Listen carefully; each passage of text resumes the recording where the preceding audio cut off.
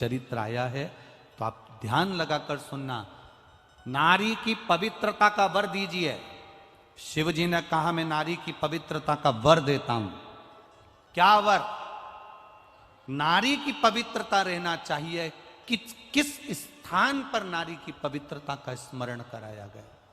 जरा जितनी मेरी बहनें बैठी हैं, जितनी मेरी माताएं बैठी हैं, जितनी मेरी जीजियां बैठी हैं, सावधानी से सुनना कि नारी की पवित्रता का वर केवल एक द्रौपदी को नहीं मिला था। नारी की पवित्रता का वर दुनिया की सारी स्त्रियों को मिला था। शिव जी ने कहा सुन द्रौपदी, ध्यान लगाकर सुनना। पहला नारी की पवित्रता का वर देता हूं। जब एक मां अपने छोटे से बच्चे को दूध पिलाती है, स्तनपान कराती है, उसकी सेवा करती है, छोटा सा बच्चा जब गोदी में गंदगी कर देता है, छोटा सा बच्चा जब गोदी में कपड़ों पर भी गंदगी कर दे, उसकी गोदी में उसने गंदगी कर दी, तो शिव महापुराण की कथा कहती है, भगवान देव अधिदेव महादेव कहते हैं वो नारी उस समय पर भी अपवित्र नहीं होती, तो भी वो पवित्र ही मानी जाती है। आप में से कितनी माताएं बैठी हैं जिनकी बहू का बच्चा छोटा सा है और बहू के बच्चे ने बहू की गोद में गंदगी कर दी, तो बहू बार बार नहाने जाती होगी? है कोई? जम के बोलो जरा, है? नहीं। क्यों? सास कह देती है अरे क्यों बेटा, बच्चा छोटा है ना, छोटे बच्चे की गंदगी नहीं लगती, छोटे बच्चे की अपवित्रता नहीं लगती। छोटा सा बच्चा गोदी में है, गंदगी कर दिया, छोटा सा बच्चा गोदी में है, गंदगी करा, और माँ भगवान की भक्ति में लगी है, माँ भगवान के भजन में लगी है, माँ कोई अच्छे कार्य में लगी है, उसके बाद भी माँ को अपवित्रता नहीं लगती है। दूसरा, बहुत ध्यान से सुनना, जितने आस्था चैनल पर मेरी बहनें सुन रही हैं और जितने फेसबुक यूट्यूब पर सुन रहे हैं और जितने इस पंडाल में सुन रही हैं, बहुत ध्यान लगाकर सुनना।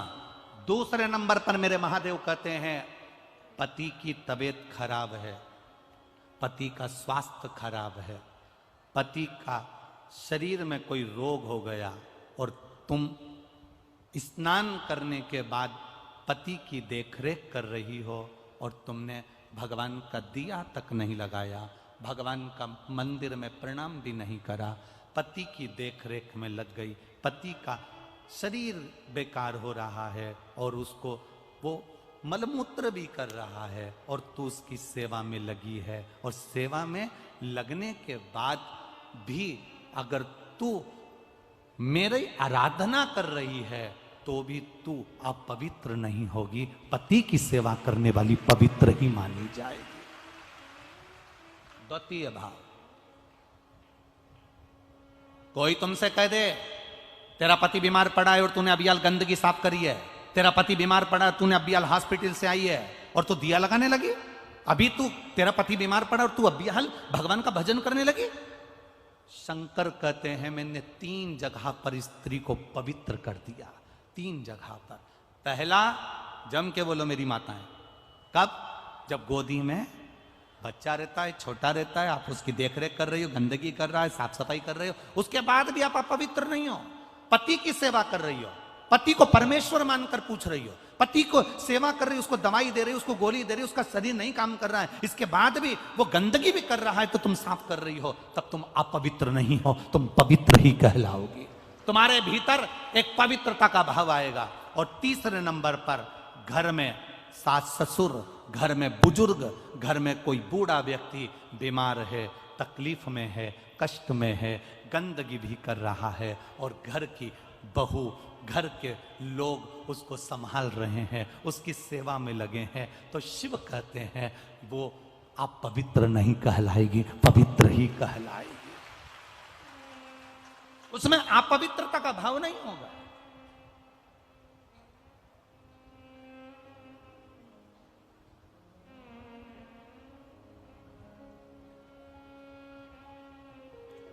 अगर आज बहुओं से अगर कथा के माध्यम से कोई कह दे कि तुम्हारे सास ससुर बीमार पड़े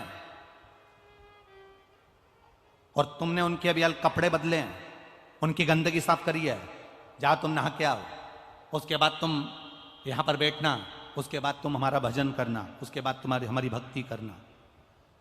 अब भगवान की भक्ति से बड़ी सास ससुर की सेवा है कि सास ससुर की सेवा से बड़ी भगवान की भक्ति है? ईमानदारी से बोलना।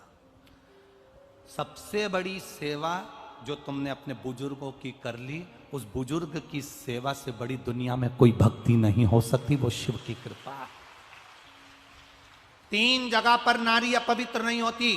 पहला, उसका बच्चा गंदगी कर दे गोदी में, उसके बच्चे ने अगर गंदगी कर दी गोदी में तो नारी बार बार स्नान करने नहीं जाएगी, क्योंकि बच्चा छोटा है, उसको संभाल रही है, उसको गोदी में लिए, उसको लाड लड़ा रही है, उसको प्रेम कर रही है, उसको स्नेह कर रही है, उसको स्तनपान करा रही है, उसको दूध पिला रही है, उसको भोजन करा रही है। माँ बार बार स्नान नहीं करेगी, वो नारी पवित्र की पवित्र कहलाएगी। वो जब चाहे भगवान का भजन कर सकती है, वो जब चाहे तब शिव की आराधना कर सकती है, वो जब चाहे शंकर को दिया लगा सकती है, वो जब चाहे शिव के स्मरण कर सकती है। दूसरे नंबर पर पति बीमार पड़ा है, पति को शरीर में कष्ट है, पति को तकलीफ है और स्त्री उसकी सेवा में लगी है, हॉस्पिटल में उसकी सेवा कर कर आई है और उसका मन कर रहा है मेरे पति की तबीयत ज्यादा खराब है, सेवा करते करते मंदिर चली गई दिया लगाने के लिए, वो पवित्र ही कहलाएगी, उसमें अपवित्रता का भाव नहीं आएगा। और तीसरे नंबर पर घर में बुजुर्ग, सास ससुर माता पिता, घर का बड़ा, घर का दादा दादी, घर का बुजुर्ग अगर बीमार पड़ा हुआ है और बहू उनकी सेवा में लगी हुई है और सेवा करते करते भी उसने पूजन नहीं करी, मैं सेवा कर लूं इसके बाद पूजन करूंगी, फिर गई दिया लगाने के लिए भगवान के मंदिर में, तो भगवान उसको अपवित्र नहीं मानता, भगवान उसको पवित्र ही मानता है। उसकी पवित्रता उसके जीवन की रहती है, क्योंकि भगवान की भक्ति, भगवान का भजन, भगवान का कीर्तन, भगवान का स्मरण फल जब देता है जब हम किसी की सेवा का मूल तत्व अपने अंदर उतार लेते हैं कि मैं सेवा कर रही हूं।